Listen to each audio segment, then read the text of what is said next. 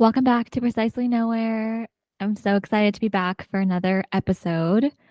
And I'm a little congested today. So if I'm taking some pauses, it's because I'm drinking some water so that I can get through the episode. I am excited to record. It's my first episode of 2024 because I had batched some content in December so I could take a little bit of a break and just reflect, recharge. My 9 to 5 job closes at the end of the year for the week, which is amazing.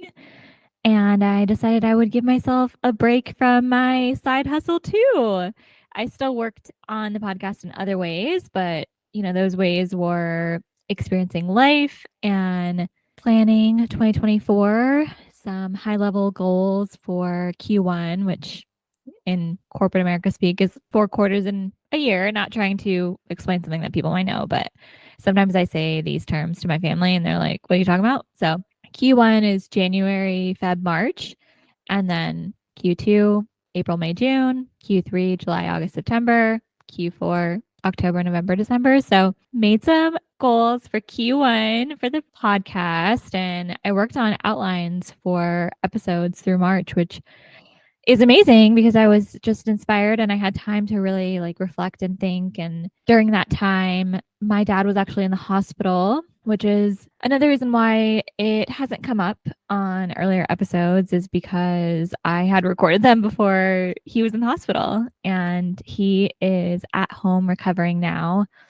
and on the mend. He got a really bad case of pneumonia that wasn't treatable the typical way that you treat pneumonia, which is through antibiotics, like bacterial pneumonia, which I think is the common type that people get. So he did not have that type, and luckily he got the help that he needed, but he had to stay at the hospital since he had an uncommon rare type. They were figuring out how to treat him. So thank you to everyone that reached out. It is a scary feeling. That's part of life as we get older and we're faced with different experiences, and taking care of your parents is something that I haven't had much experience doing aside from small insignificant things, but something like this, it was a lot, and I'm grateful that I was close to home and able to keep my dad company and be there and hear from the doctors firsthand and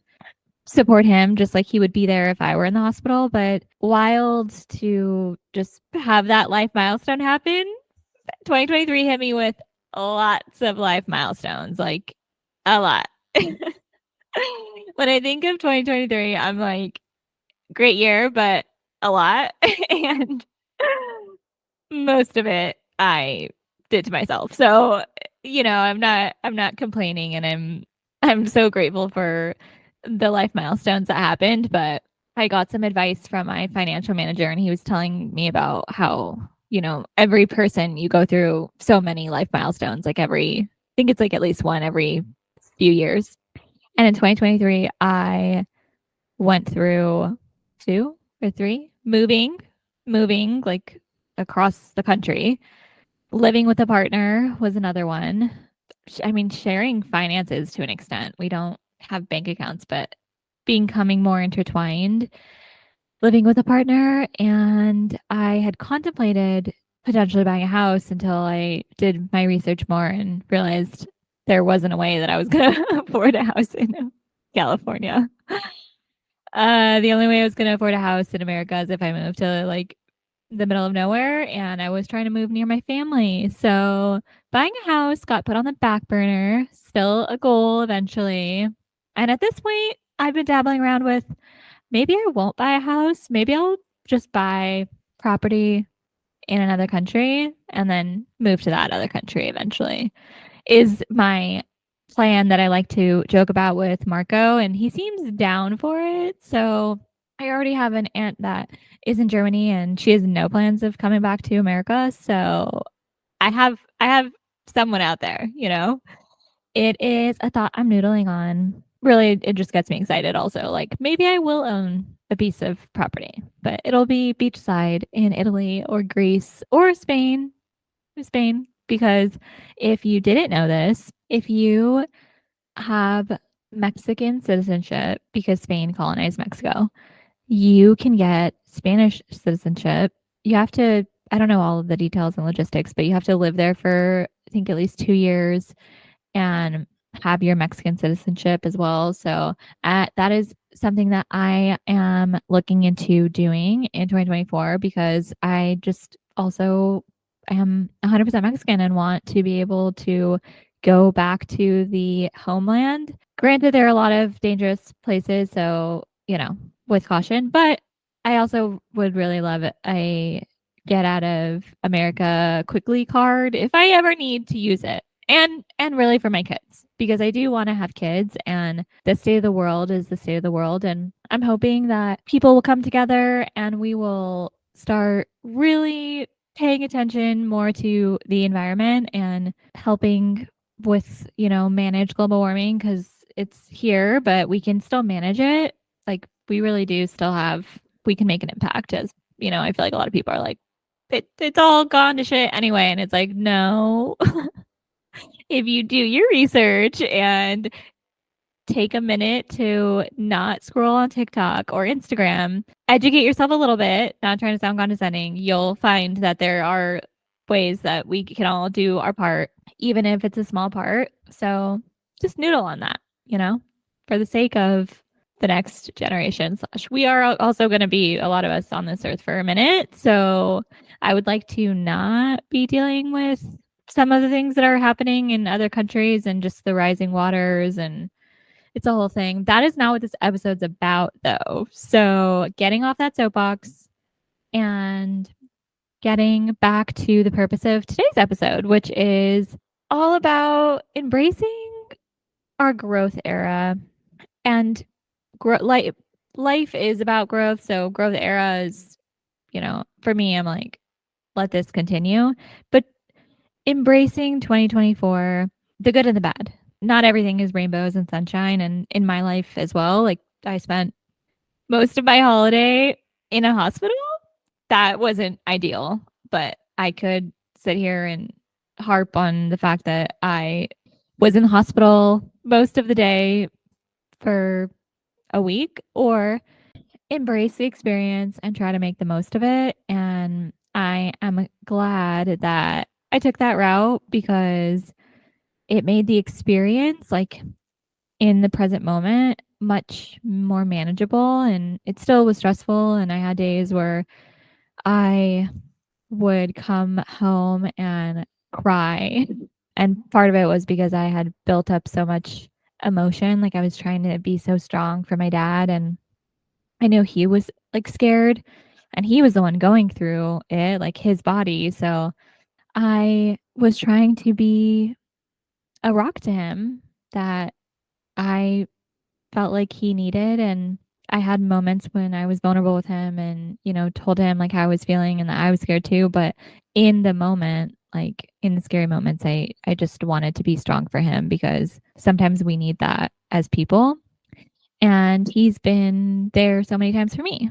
So I, you know, I had a choice in helping reassure him and keep him positive, and that meant like holding in some of my emotions. And who knows if that's healthy, but I'm so grateful for my mom and Marco, my boyfriend, and people that were checking in on me because it did really help knowing that people were there and had my dad in his thoughts and it did take off some of the pressure because you're just like you're just trying to be everything. Like I was trying to be positive and but also retain all this information that the doctors were telling us and help my dad see the bigger picture because when things happen to us it is so easy to get caught in that like moment of why is this happening to me, this sucks, like it's so hard to see through the fog. And I know that from experience. Like I have narcolepsy that is incurable, they think autoimmune disease, but it's something that happened to me when I was 13 and I had a hard journey of, getting diagnosed and learning to live with it, but I am glad that I had people in my corner that encouraged me to learn to live with it and accept that this has happened to me and reminding me of the great life that I still could have had and have had. And in the moment, I had my mood swings and tantrums because I was also a hormonal teenager and felt like just the whole world that I had imagined, like driving across, like even I can't drive long distances because it's not safe. So I still have my license, but I try to keep it to like 30 minutes, maybe 45 minutes. After that, I'm like, I just want to be safe and I would never jeopardize my safety or anyone else's safety. So, you have to hold yourself accountable and keep that in mind. And everyone's different also with their narcolepsy. So, that being said, it's hard to see through the fog and the terrible thing that is happening to us sometimes with manifesting, which has really helped me. The manifesting has helped me make it more of a second nature to tap into the okay, what's the bigger picture in life? Like recently, what happened in my life, and it made me realize that my manifesting and consistency to reframe my thoughts and think with a positive problem solving mindset, still realistic, but bigger picture has really paid off and is becoming like truly second nature. Where probably 3 years ago, this would have been the worst experience and I would have probably talked about it a lot, but in a negative way and internally like held, onto it and resented why this happened to my dad or me. And my brain doesn't default to that anymore. And I'm so grateful and happy that I can see the bigger picture still and have faith. And I'm not traditionally religious, like I'm confirmed and Catholic and I went to church occasionally growing up, but faith can mean different things and have many forms, and it doesn't have to necessarily be religious. You can have faith in what you are trying to manifest and what the bigger picture of your life might want to be, and faith that the outcome that you want is going to come to fruition and come to life. So if you are going through a tough time, life is gonna happen. And in my head, I'm like, life's gonna life.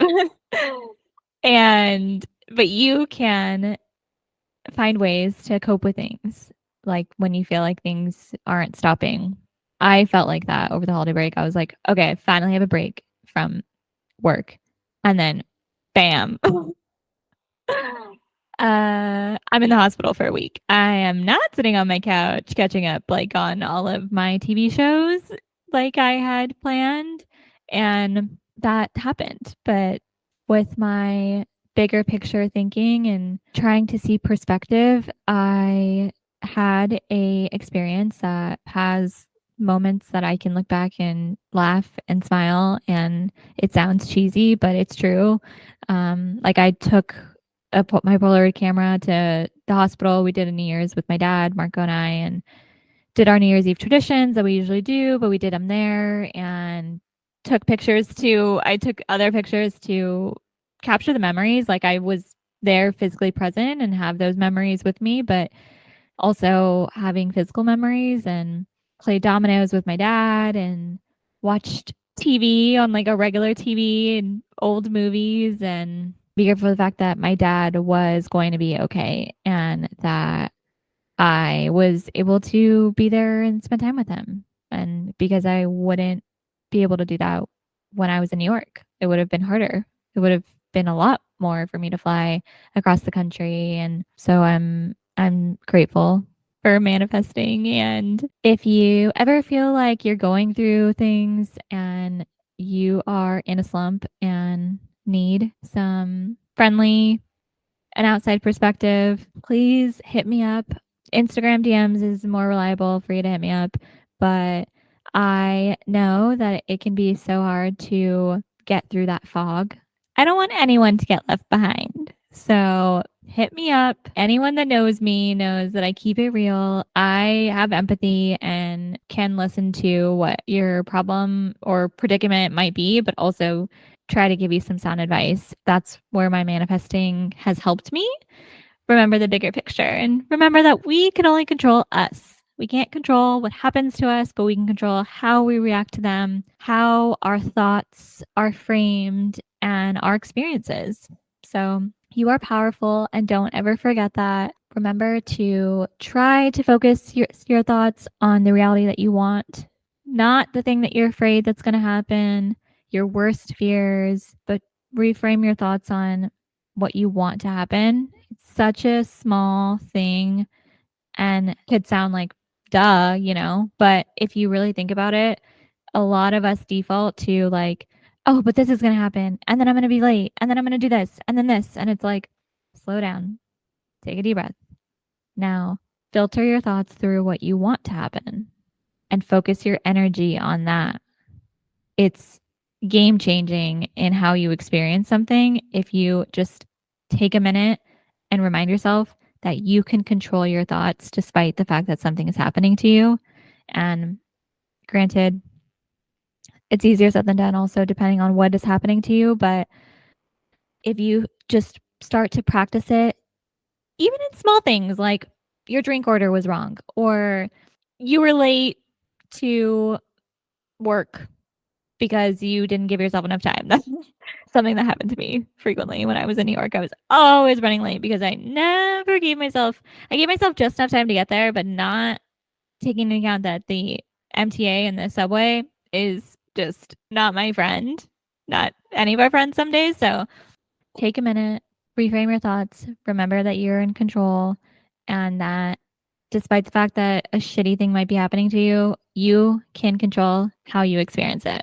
Think to yourself how you want to experience it. I think it's helpful to write it down if it's something that, might be like my dad in the hospital. I did a manifesting exercise with him actually. We did a wouldn't it be nice if, and I helped him do it. I laid it out for him and he was in his like can't see through the fog. And I was like, I can see through the fog. So here are some things maybe that you might want to bring to reality. And I wrote them down and he was like, yeah. And then that gave him a couple other ideas. And then I added like a couple, just one or two for me, and tore it out of my notebook and gave it to him and was like, and I gave him some directions too. I was like, read this list and spend at least a few minutes with each bullet point. I think there were like maybe like 6 or something. And look at it every day. Like really be present with this. And I think he did his homework because I came back a couple of days. I was going back every day, but I could see he was like kind of his mindset had shifted. He was seeing through that fog and thinking about the bigger picture again. And that can change your experience. I hope this is making sense. It's something I'm passionate about because I think it's amazing that when we feel like we're the small person or thing in this world, but we actually have so much control, like as individuals and people, if we just really like get in tune with ourselves and do the work. It's hard. Like it's hard. My default used to be the worst thing's going to happen. Like I'm going to go on this date and we're like not going to hit it off and it's going to be awkward at the end when he like leans in and tries to kiss me and I like don't want to kiss him on a first date because come on people, like can we slow down a bit? Like I'm not like a prude, but I'm also like, can we like naturally get there also? So that being said, it is easy to default to negative or like the thing that you don't want to happen and you speak that aloud. But once you start to practice more, shifting your mind to things that you want to happen and being conscious about that and then taking your thoughts and turning them into actions, because that is a huge part of manifesting. It's not just thinking things, it's really putting them to action and following through. You'll see that it'll become a habit and start to be second nature. And it's a beautiful thing. I like feeling like I'm in control. Like, no, this thing is happening to me and I can be reactive or I can also choose how I react and choose how much energy I give to this person or thing or scenario. And I feel like it gives you more peace of mind too. And at least in my experience, it's given me more peace of mind. Like sometimes when Marco and I will get into small little arguments and he's like assuming that he's like stressing me out or something, I'm like, no. I'm listening right now and I'm quiet and maybe I'm making a little bit of a face, but I choose to be stressed out. I choose to be angry. Like, you can't choose that for me. And sometimes he's like, has to like stop for a second. And I'm not trying to be a smartass, but I'm just trying to also remind him, like, this might be happening that traditionally maybe would piss me off or like upset me, but I can decide how I want to react to it. And there's days when I'm like, I don't have time for this. Like, it's just not that significant. And then there's days where I'm like, come on, like, maybe, you know, but the moral of the story is that we control how we give our energy, how we act. And I think that's a beautiful thing. So I hope to talk about this more in 2024 in different ways that feel, relatable and applicable to life. And I am so excited for this year and everything that's to come. I am very open, transparent, and authentic, and that is very important to me to bring that to the podcast and share, about my life. And I want to do more of that this year because I want to make sure that anyone that's listening knows that I'm not perfect. I'm not perfect at all. I have my own struggles and I go through things. Not that anyone was thinking that, but this podcast is a safe space for me recording, and it's my passion project and the way that I get to tap into my creativity, and it's pushing me to grow in new ways and ways that I'm loving and ways that are helping me become more me. And I want this space for everyone that's listening to also be a space that is something that embraces new perspectives, acknowledges that there's ups and downs in life, but helps you navigate through them and helps you be more productive, maybe in ways of productive in how you spend your energy, and help inspire you to take time for yourself and your creative passions. Because I think inherently we all, especially as children, we all have creativity within us. But as we get older and life happens and responsibilities set in, it's easy for that to fall to the wayside. There's so many ways to take time for yourself, from like self-care. It doesn't have to be like traditionally creative, but just something that like fills your cup up and ignites your soul a little bit. If you have a passion already, you probably know what I mean when I say that. If you don't, that's okay. That's what we're here for. This is like, we're precisely nowhere. Rose and I were onto something when we thought of this name. It was not just thrown out there. It We're precisely nowhere. We're all always growing. Got a text message from my dad because he's coming over to bring Marco and I some caldo, which is Spanish for, I mean, it's like a soup. He makes such great caldo. It's I think the one that he made, right, is has chicken in it and a lot of veggies, and oh, the flavor in it. It's something that you eat if you're like not feeling good. Like, for instance, my dad's eating right now and you need to get better. It's just very like homey and just really it's the best. So going to eat dinner with him in a little bit. By the time this comes out, we will have eaten dinner already. But in the spirit of transparency, I'm not going to edit things out that also just go with the flow and vibe of the episode. So on that note, movie review. If you haven't watched it yet, Poor Things with Emma Stone.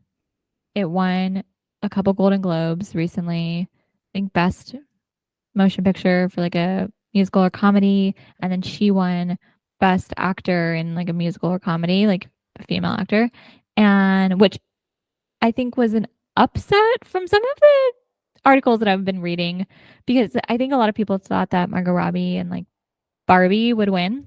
Granted, it was a great movie, but if you haven't seen Poor Things, highly recommend. Marco was the one who wanted to go see it, so I tagged along because I'm very open to the things that I watch. And it was so good. It's like a little bit of black and white color set in a different time. Gives slight Wes Anderson vibes, but is not by Wes Anderson. It's actually a Greek director. And Mark Ruffalo's in it, Emma Stone. It is really good and very like fantasy science, quirky, lots of sexual scenes, but I'm progressive thinker and so is Marco, and I'm like, just part of the plot, and It makes sense with the story, so I'm gonna lean in here. But it is really great. Highly recommend it. If you like any sort of Wes Anderson type movies or like sciencey fantasy movies, the cinematography is beautiful. Oh, I I honestly have been thinking about cinematography every day about it. I was like, it's so awesome to see what creatives and artists can do. You know, the storytelling is really smart and makes sense because it's already winning awards. But check it out, Poor Things. And trends. So many trends coming back. Jelly sandals have been back for a minute now. I wore those as a child. Barbie, I mean, a lot of us millennials played with them. I feel like that was more of a millennial toy, maybe. Barbie's been around for a while, but I just thought, for me, I had Barbies and I played with them for a few years there. And music, Green Day, like, I mean, SpongeBob's been trending, but I feel like trending even more so now. Just all of these things coming back, and I'm like, okay, now I feel old because I used to, when I was a little kid, bicker with my dad sometimes about music, and he'd be like, "You didn't invent hip hop, like my generation did," because his generation was like, Tupac, Biggie, like all of the heavy hitter, like iconic hip hop, old school people. And there were newer people coming out. My dad's like, "This is not hip hop." And this is not new, actually. So that's how I feel now with all of these trends coming back. Scrunchies, they were out, now they're in again. They were in. I feel old, but I'm loving it and really embracing it. I love scrunchies. SpongeBob, I've been watching here and there with Marco, and that's really fun to watch. And music, I'm loving all the music that's coming back, especially things that are trending on like TikTok and Instagram. And I'm like, this is not a new song, but I'm here for it. I'm here for the vibes. And as long as Gen Z doesn't try to be like, we discovered this, which I'm not saying that they do that, but I feel like society sometimes is like attributes Gen Z to like making it trendy again. And I'm like, well, maybe that's fact. Maybe. It was cool already. They just discovered it recently and currently on social all the time because they've grown up with social media because they don't know dial up. They don't know life without a smartphone or social platforms.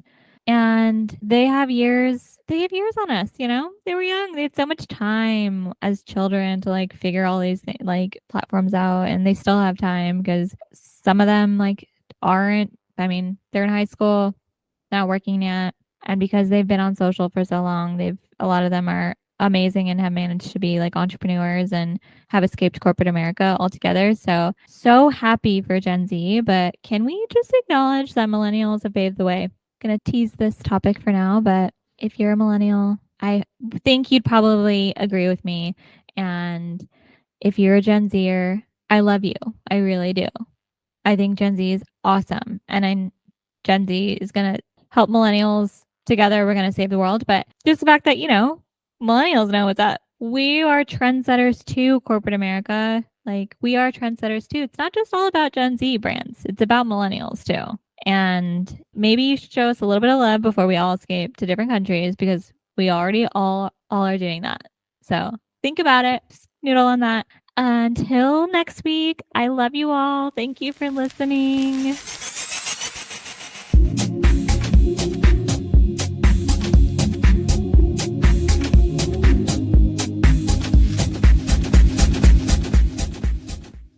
Music and editing done by Marco. You can find him at midnight, MIDNITE_mind80 on Instagram for more of his work.